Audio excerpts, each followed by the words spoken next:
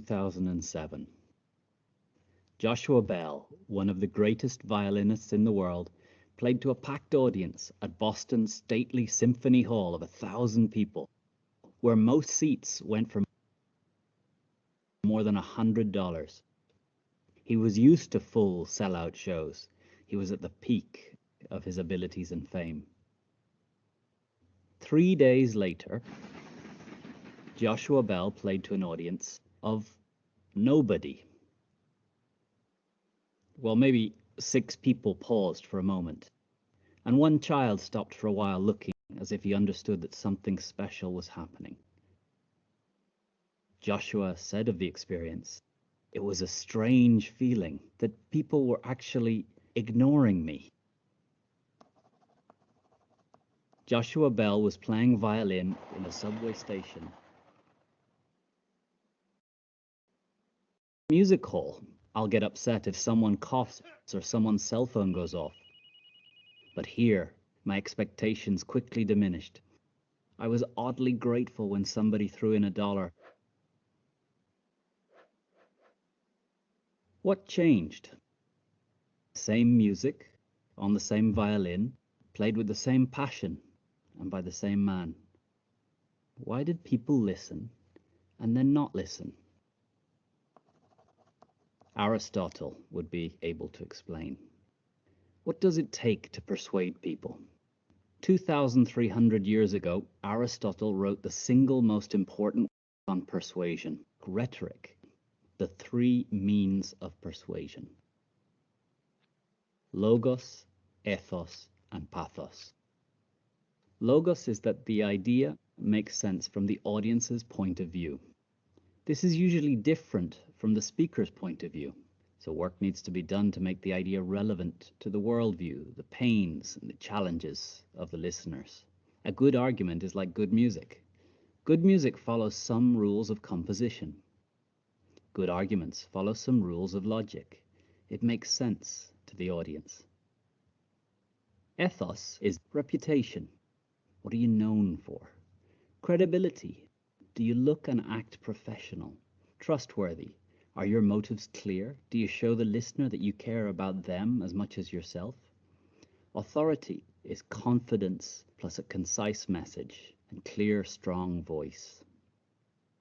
Pathos is the emotional connection. Stories are an effective human tool for creating an emotional connection. There are moments where an audience is not ready to hear the message. A speaker must create the right emotional environment for their message. What changed? Why did people travel for miles to hear him play one night and not even pause for a moment to listen the next morning? The answer is that ethos and pathos were missing. Ethos.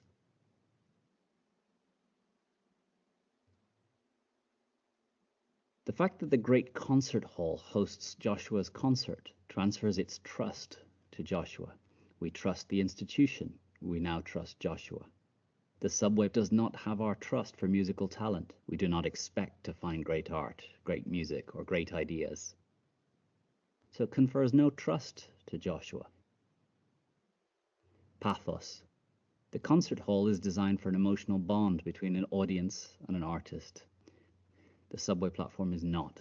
The hustle and movement and stress is just not conducive to the emotional connection needed between performer and listener. Logos, ethos, pathos. The idea is nothing without the rest. This is what Joshua Bell learned on every day in 2007. If you have a great idea, how do you build credibility and emotional connection?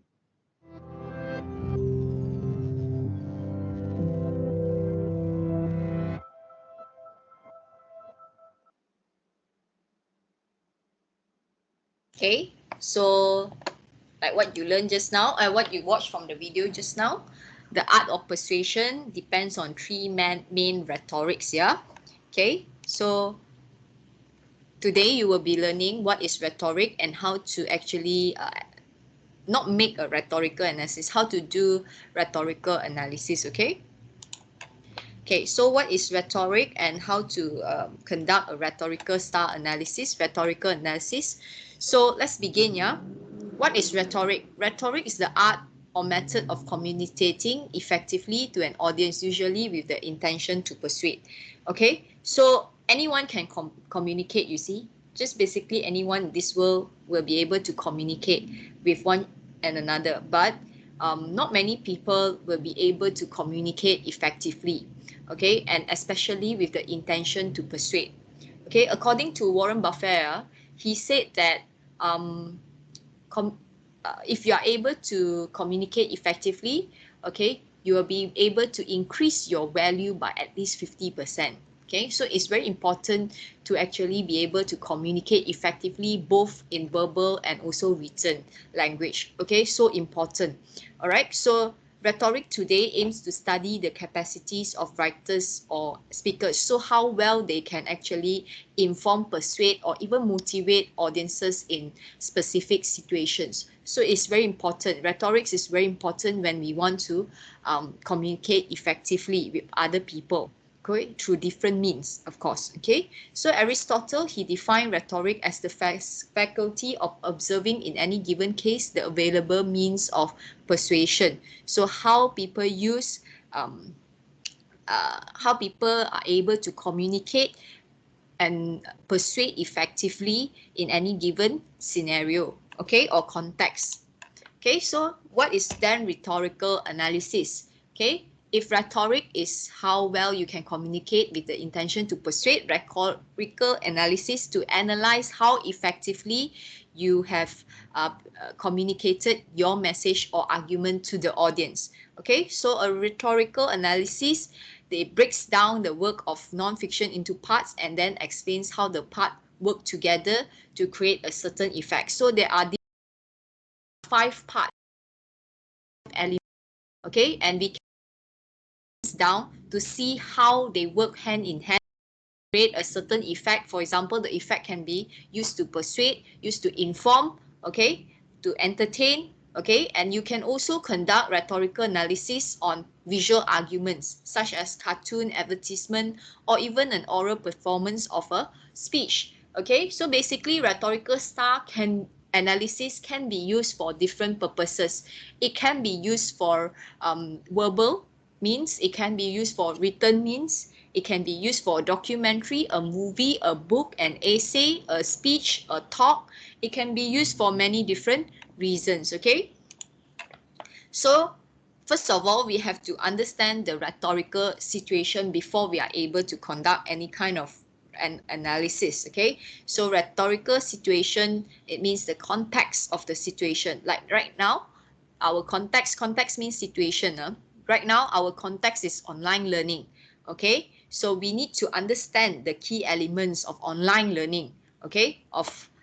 Before attempting to analyze and evaluate the use of rhetorical appeals. Okay, for me, just now you have learned, right? Ethos, pathos, logos. So ethos is credibility. I'm an English lecturer, so you will believe me, and that gives me credibility, okay, because of my qualification, my years of experience, and I'm a specialist in this subject. So that is ethos. Then we have something called the pathos, emotions. Okay, so I'm encouraging you, I'm instilling certain kind of motivation for you to actually learn this subject. Okay, so I'm established that kind of um, ambience, you would say. Okay, and then logos. Okay, why you need to learn rhetorical style analysis so that you can become a effective communicator. So logos is the logical reasoning as to why you need to do something. Okay, so these elements consist of communicator, writer, speaker, issue at hand, the topic that is being discussed, the audience, who are they, the purpose for this communication process, okay, and the medium of delivery. So the communicator, if you take a look at our online learning today, online lesson today, the communicator would be me. The issue that we are learning or the topic we are learning is rhetorical style. Audience will be my students, you. The purpose, why are we learning this today? Because I want all of you to become effective communicators. And the medium of delivery, online. okay, using Microsoft Teams. So we need to understand all this before we can try to analyze something, okay? Okay, let's look at rhetorical style analysis. Remember I told you there are 5 parts of to the rhetorical style analysis. We have subject. We can break down to 5 elements or 5 parts. Okay, so the first one is subject, second one is audience, third one is purpose, strategy, and then design. So we have 5 parts, 5 elements. Okay, let's look at the first one. Okay, before we can start analyzing communication exchange, okay, or we need to understand what is the subject of that particular communication exchange. Okay, so what is it that you want to write or talk about? Okay, so you need to have a subject you need a topic to write or talk about. After that, you need to understand who are you going to communicate this subject to. Okay, who are you addressing? So if you are addressing children, then you need to use simpler language. Okay, if you are addressing a bunch of adults, okay, a bunch of lawyers, then you will use your own jargons. Doctors, you will use your own jargon. So we need to understand who our audience before we are able to communicate effectively. Imagine if you are talking to a bunch of kids and then you talk to them about rhetorical style. Do you think they will understand what you are talking about? They can't. So to be able to communicate effectively, first of all, the interlocutor or the communicator must be able to identify what they want to talk about or what they will be talking about, okay, and then to understand who is their target audience, okay, in order to communicate effectively. Next, he or she must understand what is the primary purpose of he or she trying to communicate. Why are they actually communicating? Are they trying to inform the audience something, to interpret something, to persuade something, to entertain, or just to express feeling? Like today, my purpose is to inform you, okay?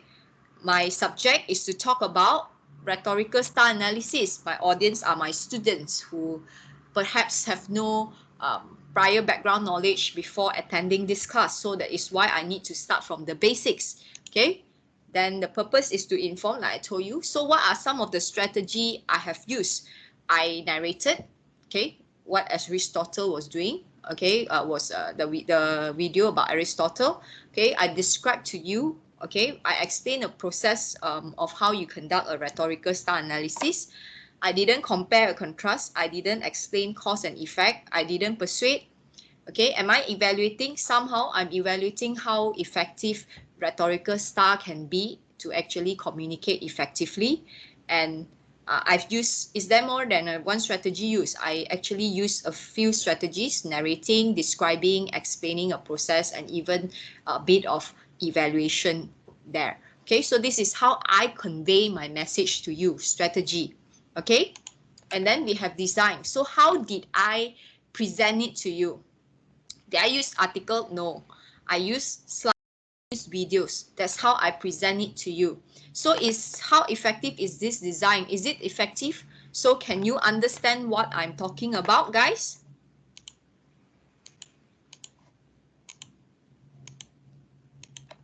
Okay, so in order to understand if it's effective, I want to know, do you understand the 5 elements of rhetorical style?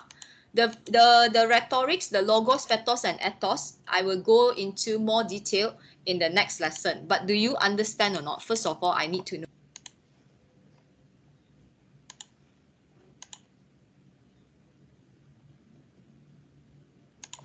Eh, got 5 only. Wait, you come up with your own table. Yeah, later I give you an example. Okay, this is subject. This is audience. Audience must be specific. Then this is the purpose. This is the strategy. And this is the design. Okay, I want you to analyze what is poverty, the one that we learned last time. Okay, purpose, there must be one purpose.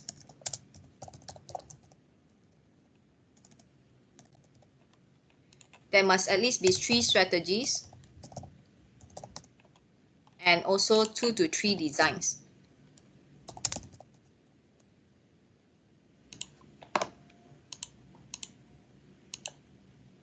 Okay. These notes are in your class notebook. It's under OneNote Week 2 Appendix B. Okay, so I want you to do a rhetorical style analysis now.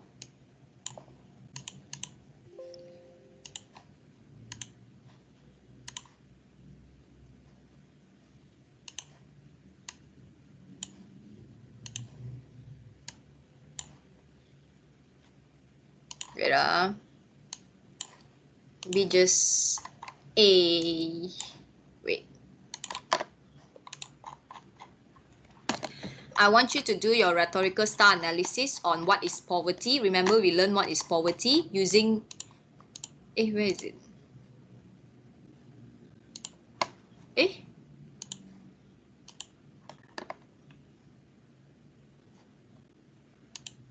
What happened? They upgraded their software. Wait,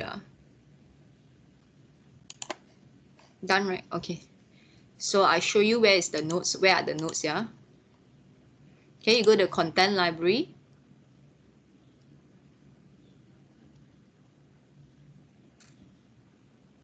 Course content. You go to week 2. You can see rhetorical analysis. The notes are here. Okay, everything is here. It's in a more complete manner. Okay, mine is yeah, for presentation the slides. So wait,